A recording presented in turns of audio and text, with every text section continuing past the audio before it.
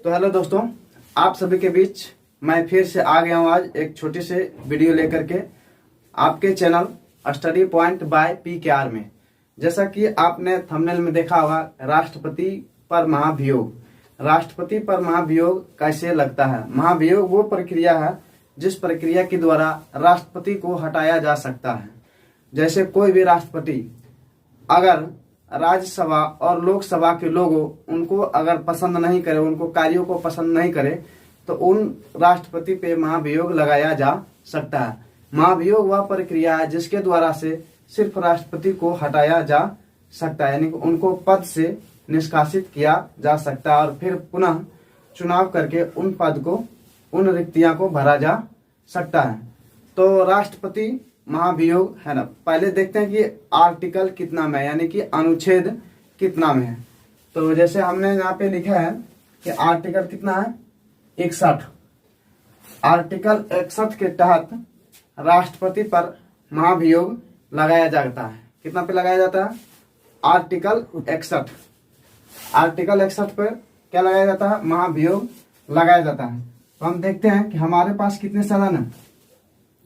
अब इनका प्रक्रिया कहाँ से स्टार्ट होता है, कौन स्टार्ट करता है? कोई आम लोग भी महाभियोग लगा सकते हैं कि हम लोग, आप लोग भी इन पे महाभियोग लगा सकते हैं, या कोई खास लोग, नेता मंत्री लगा सकते हैं। तो हम लोग, आप लोग का इनमें कोई जरूरत नहीं है। हम लोग चाह करके भी राष्ट्रपति पे महाभियोग नहीं लगा सकते हैं। तो महाभियोग लगाते हैं कौन कौन, है ना। तो आइए देखते हैं। तो हमारे पास दो सदन है, आप सभी जानते होंगे, एक लोकसभा, दूसरा राज्यसभा है। हमारा अस्थायी सभा कौन है? राज्यसभा। और अस्थायी सभा क्या है? लोकसभा। यानी कि राज्यसभा कभी हमारा भंग नहीं होता है, राज्यसभा कभी भंग नहीं होता है। तो आइए देखते हैं कि जैसे हमारा ये लोकसभा है, हम दोनों को अलग अलग लिख दिए ताकि आप लोगों को समझने में आसानी हो। लोकसभा में कितनी सीट पे मतदान होता है? 545 पे। और राज्यसभा में 245 सीटों पे मतदान होता है। तो इन्हीं सभी के लोगों के द्वारा से जो चुन के हम लोग भेजे हैं, उन्हीं सब लोगों के द्वारा राष्ट्रपति पे महाभियोग लगाया जाता है। तो देखते हैं, सबसे पहले तो अनुच्छेद देखेंगे। क्वेश्चन में आता है कि राष्ट्रपति पर महाभियोग कौन सा अनुच्छेद में लगाया जाता है, कौन सा अनुच्छेद के तहत लगाया जाता है?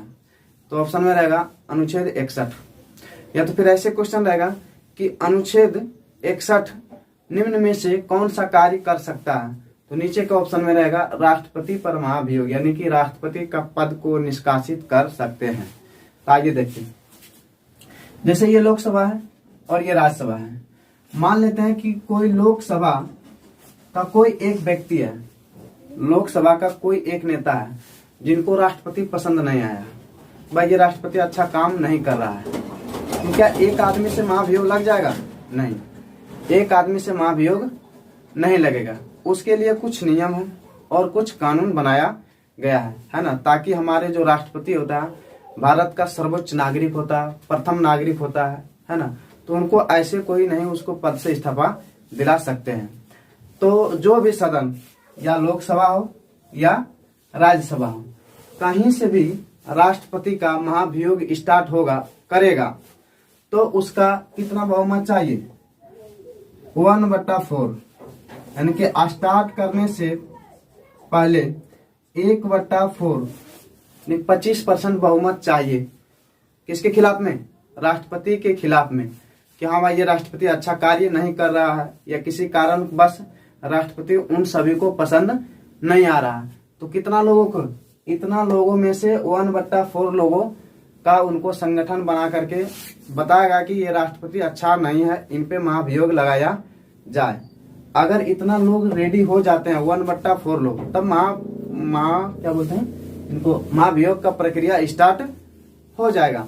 लेकिन स्टार्ट ही हो जाएगा, लागू नहीं हो सकता है। इसके बाद अगर यहाँ 1/4 लोग तैयार हो जाते हैं, कहां से? लोकसभा से, महाभियोग के लिए, तो फिर इनको लागू करने के लिए 2/3 बहुमत की जरूरत होती है। कितना की होती है? 2/3 बहुमत की जरूरत होती है। यानी कि ये तो स्टार्ट किया, ये तो दोनों सदन में से कोई करेगा तो उनसे कोई मतलब नहीं है।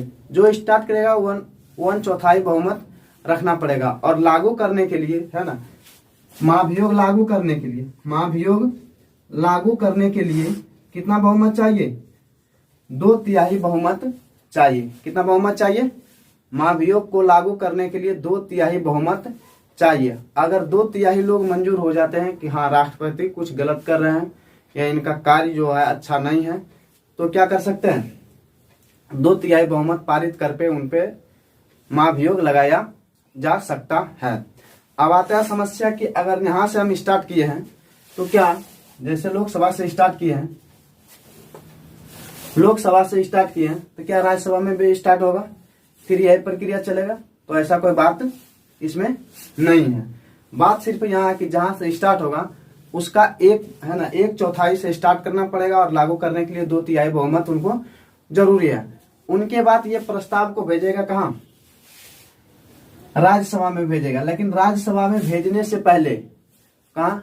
राज्यसभा में भेजने से पहले कितने दिन पहले? 14 दिन पहले। यानी कि इस प्रस्ताव को यहाँ अगर पारित कर दिया तो यहाँ भेजने के लिए, भेजने से 14 दिन पहले ये पत्र को राष्ट्रपति के पास में भेजा जाएगा। कहाँ भेजा जाएगा? यहाँ से पत्र भेजेगा राष्ट्रपति के पास। राष्ट्रपति के पास में पत्र भेजेगा कि हम क्या कर दिया, हमारे यहाँ से लोकसभा से आपको निष्कासित कर दिए हैं। तो 14 दिन पहले देगा। तो ये कहाँ जा सकता है? राष्ट्रपति महोदय ये पत्र लेकर के राज्यसभा में जा सकते हैं। अगर ये काम कहाँ से, लोकसभा से स्टार्ट हुआ तब वो राज्यसभा जा सकते हैं, सभी को मनाने के लिए भाई कि आप लोग महाभियोग का प्रक्रिया ना स्टार्ट करें। अगर ये काम राज्यसभा से स्टार्ट होता तो सेम यही प्रक्रिया है कि 14 दिन पहले राष्ट्रपति को बताया जाता है कि आप पर हम महाभियोग लगा चुके हैं और आपको अब लोकसभा का जो लोग हैं उनके 2/3 बहुमत आना है, और अगर उधर से भी 2/3 बहुमत आ गया तो आपको आपका पद से निष्कासित कर दिया जाएगा। तो इसीलिए इसको 14 दिन के लिए टाइम दिया जाता है ताकि अपने सिफारिश के लिए कुछ पेश कर सके। तो यहाँ से भी देगा, 14 दिन पहले इनको सूचना दिया जाएगा कि हम आप पे महाभियोग लगा चुके हैं। ये लोकसभा है और ये राज्यसभा। राज्यसभा से भी ये स्टार्ट होगा, है ना। राज्यसभा से भी अगर स्टार्ट होगा तो वही सेम वही प्रक्रिया है। कितना? 1/4 बहुमत होना चाहिए इनको पारित करने के लिए, और लागू करने के लिए इनका भी सेम है। कितना चाहिए? 2/3। लागू करने के लिए कितना बहुमत चाहिए? 2/3। दोनों का सेम प्रक्रिया। अगर यहाँ से सब पूर्ण रूप से पारित हो चुका है तो कहाँ जाएगा? यहाँ भेजेगा लोकसभा में। यानी कि राज्यसभा से पारित हुआ तो लोकसभा में भेजेगा, लेकिन लोकसभा से पहले उनको राष्ट्रपति के पास में भेजना पड़ता है 14 दिन पहले, ताकि हम आपको यहाँ से निष्कासित कर चुके हैं, आपको जो सफाई देना है आप आगे में जाकर के दीजिए। तो राष्ट्रपति यहाँ से भेजेगा तो यहाँ जाएगा, और यहाँ से भेजेगा तो यहाँ जाएगा। और इन सब लोगों को जाकर के राष्ट्रपति संबोधित करेंगे कि जो हमसे गलती हो रहा है या हमारा जो कानून कुछ गलती है हम उनको सुधारने का प्रयास करेंगे। अगर यहाँ से महाभियोग लगाया 2/3 बहुमत से, या तो फिर यहाँ से लगाया है, अगर मान ले कि इधर से लगाया और इधर पत्र लेकर के ये राज्यसभा पहुंच गया और राज्यसभा के लोगों को मनाने में ही क्या हो गया, पूर्ण रूप से सहायता पा लिया, यानी कि राज्यसभा के लोग उनको सहायता कर दिया, तब ये महाभियोग क्या हो जाएगा? उस समय महाभियोग रद्द हो जाता है। क्या हो जाता है? उस समय महाभियोग रद्द हो जाता है। लेकिन अगर ये नहीं मना पाए, राष्ट्रपति साहब यहाँ से अगर पारित कर दिए महाभियोग, ये पत्र लेकर के लोग राज्यसभा में गए और राज्यसभा से लोगों को ये नहीं मना पाए, तो इन पे महाभियोग लग जाता है। क्या होता है? महाभियोग लग जाता है। अगर मना लिए, यहाँ को लोगों को मना लिए, तब तो महाभियोग खत्म, तो फिर जो हमारा राष्ट्रपति है वही रहेंगे। अगर यहाँ का लोग भी कह देगा कि भाई ना आप जो है बहुत गलत काम कर रहे हैं, तो आपको यहाँ से हटना पड़ेगा। अगर ये भी 2/3 बहुमत पारित कर दिया, है ना, ये भी 2/3 बहुमत अगर पारित कर दिया, तो राष्ट्रपति का फिर कोई चारा नहीं है, इसको फिर कोई बचाने वाला नहीं मिलता, इनके पद को इस्तीफा देना पड़ता है। बात समझे? तो यही था राष्ट्रपति के महाभियोग का प्रक्रिया। हम एक बार इधर राज्यसभा से देखे थे, अब थोड़ा सा इधर इधर लोकसभा से देखे थे, अब थोड़ा राज्यसभा से देखते हैं। इस पहले तो इधर से महाभियोग लगाया, अब मान लेते हैं कि अब इधर से लगाया। कहां से? राज्यसभा। सेम प्रक्रिया क्या करने के लिए? महाभियोग को लगाने के लिए। तो इनका भी स्टार्ट जब करेगा तो 1/4 बहुमत चाहिए क्या कहता स्टार्ट करने के लिए, मतलब शुरुआत करने के लिए 1/4 बहुमत चाहिए। अगर 1/4 बहुमत इनके पास जुट गया, राज्यसभा के पास जुट गया कि हाँ महाभियोग लगाना जरूरी है, तब इन पे पारित करने के लिए 2/3 बहुमत प्राप्त करना होता है। कितना बहुमत का प्राप्त करना होता है? 2/3। अगर 2/3 बहुमत प्राप्त हो गया तो ये भी सिफारिश को कहाँ भेजेंगे? लोकसभा में। लोकसभा में भेजने से 14 दिन पहले, लोकसभा में भेजने से 14 दिन पहले राष्ट्रपति को सूचना देगा कि हम आप पे महाभियोग लगा चुके हैं, जो आपको सिफारिश देना आप जाकर के लोकसभा में दे सकते हैं। और वो पत्र लेकर के राष्ट्रपति कहाँ चल जाते हैं? लोकसभा में। और लोकसभा के लोगों को मना लेते हैं कि भाई जो हुआ सो हुआ, जो होना था वो हो गया, जो गलती हुआ सो उनको माफ कर दो। तो वो क्या कर सकते हैं? अगर यहाँ से 2/3 बहुमत ये नहीं पारित कर सका किसी कारणवश, या तो फिर सबको लगेगा कि हाँ भाई राष्ट्रपति जब सुधर गए हैं, तो यहाँ से क्या कर सकते हैं? महाभियोग रद्द हो जाएगा। जैसे यहाँ से 2/3 बहुमत नहीं देगा तो रद्द हो जाएगा। अगर यहाँ से 2/3 बहुमत पारित हो गया, 14 दिन पहले राष्ट्रपति को दिया, राष्ट्रपति लेटर लेकर के कहाँ गया? लोकसभा में गया। और उस परिस्थिति में अगर यहाँ भी 2/3 बहुमत पा गया, उस परिस्थिति में लोकसभा और राज्यसभा दोनों जगह से 2/3 बहुमत पा गए, तो उस समय उस पे महाभियोग लगना अनिवार्य हो जाता है। हालांकि जो लिया गया अमेरिका से लिया महाभियोग का प्रक्रिया है ना, महाभियोग का जो प्रक्रिया है ये कहाँ से लिया गया है? ये अमेरिका का संविधान से लिया गया है। कहाँ से लिया गया? अमेरिका का संविधान से लिया गया है। लेकिन अभी तक हमारे देश में जितने भी राष्ट्रपति रह चुके हैं, बड़े सम्मानित लोग थे, उन पे आज तक ऐसा नौबत नहीं आया है कि राष्ट्रपति पर महाभियोग लगाया जा सके। सब राष्ट्रपति अच्छे ही थे। और अभी फिलहाल में जो हमारे राष्ट्रपति है वो आप लोग जानते होंगे कौन है? वो द्रौपदी मुर्मू है। कौन है? वो द्रौपदी मुर्मू है। तो ये था राष्ट्रपति का महाभियोग का प्रक्रिया। तो आप लोग सोचते होंगे कि हम जैसे राज्यपाल है, मुख्यमंत्री है या प्रधानमंत्री है, उन पे भी महाभियोग लगा सकता है लोकसभा या राज्यसभा के थ्रू, है ना। जैसे चाहे तो लोकसभा या तो राज्यसभा के द्वारा कहाँ पे? प्रधानमंत्री पे भी महाभियोग लगा करके प्रधानमंत्री को हटाया जा सकते हैं। जैसे वर्तमान जो प्रधानमंत्री है उनके बारे में, तो ऐसा नहीं होगा। प्रधानमंत्री से महाभियोग नहीं हटता। सिर्फ महाभियोग का काम राष्ट्रपति पे ही चलता है। कहाँ चलता है?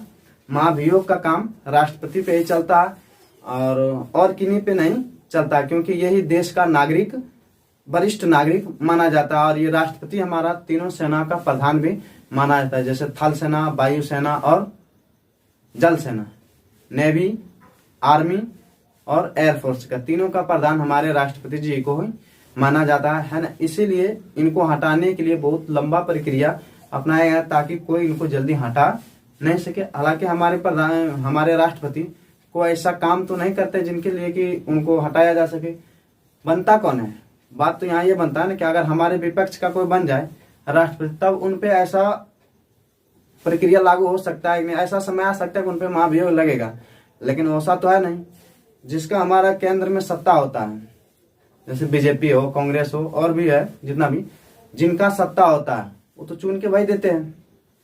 राष्ट्रपति ही नहीं कि राष्ट्रपति तो चुनाव हम लोग तो कोई कर नहीं सकते हैं, तो चुनता है भाई। तो इसीलिए राष्ट्रपति भी प्रधानमंत्री के सारा ही काम करते हैं। यानी कि सारा काम कौन करता है? सारा काम करता है राष्ट्रपति, प्रधानमंत्री। लेकिन उनको माना गया वरिष्ठ नागरिक, यानी सिग्नेचर के लिए जो भी कोई भी काम करेगा तो सिग्नेचर के लिए राष्ट्रपति के पास ही जाना पड़ता है। मतलब अंतिम फाइनल, लेकिन डिसीजन कौन देता है? डिसीजन पीछे से हमारे प्रधानमंत्री जी देते हैं कि आप फलाना काम आपको करना होगा। तो इसी तरह का इन पे महाभियोग लगता है। प्रधानमंत्री पे महाभियोग नहीं लगता है। महाभियोग हमारा जो राष्ट्रपति पे ही लागू होता है। ये अमेरिका के संविधान से लिया गया है। और महाभियोग का प्रक्रिया अनुच्छेद मतलब आर्टिकल 61 में दिया गया है। महाभियोग कहीं से स्टार्ट हो सकता है, या वो लोकसभा है या वो राज्यसभा। शर्तें बस इतनी है, जो स्टार्ट करेगा उनको 1/4 बहुमत चाहिए, और जब स्टार्ट हो गया तो फिर लागू करने के लिए 2/3 बहुमत चाहिए, चाहे वो राज्यसभा रहे चाहे तो वो लोकसभा रहे। और उनके बाद अगर यहाँ से पारित हो गया तो 14 दिन पहले राष्ट्रपति को सूचना दिया जाता है कि आप पे महाभियोग लग चुका है। वो दूसरे सभा में जा करके अपना बात को रख सकते हैं। अगर वहां से सब कुछ मना दना लिए तो महाभियोग रद्द हो जाता है। अगर नहीं हो पाया तो वहां से भी 2/3 बहुमत पारित करना पड़ता है और राष्ट्रपति पे महाभियोग लग जाता है। तो इस स्थिति में महाभियोग लगता है। अभी तक हमारे वर्तमान में या प्रेजेंट वर्तमान की बात कर रहे हैं या फिर भविष्य में तभी नहीं कहा जाए, या तो भूत की बात, लेकिन अभी तक ऐसा एक भी राष्ट्रपति नहीं हुआ है जिन पे क्या लगे, महाभियोग लगने की संभावना हो। ऐसा आज तक हमारे देश प्यारा भारत में ऐसा हुआ ही नहीं है। तो आशा है कि आप ये महाभियोग का प्रक्रिया समझ चुके होंगे। अनुच्छेद 61 महाभियोग लाया कहाँ से है, तो अमेरिका से। ये लोकसभा था, ये राज्यसभा था। इसमें मनोनीत सदस्य जो रहता है, लोकसभा राज्यसभा में कुछ मनोनीत सदस्य रहते हैं। मनोनीत सदस्य क्या, मनोनीत सदस्य तो राष्ट्रपति जी ही चुनते हैं। जैसे इसमें 2 रहता है एंग्लो इंडियन, 2 क्या रहता है, एंग्लो इंडियन।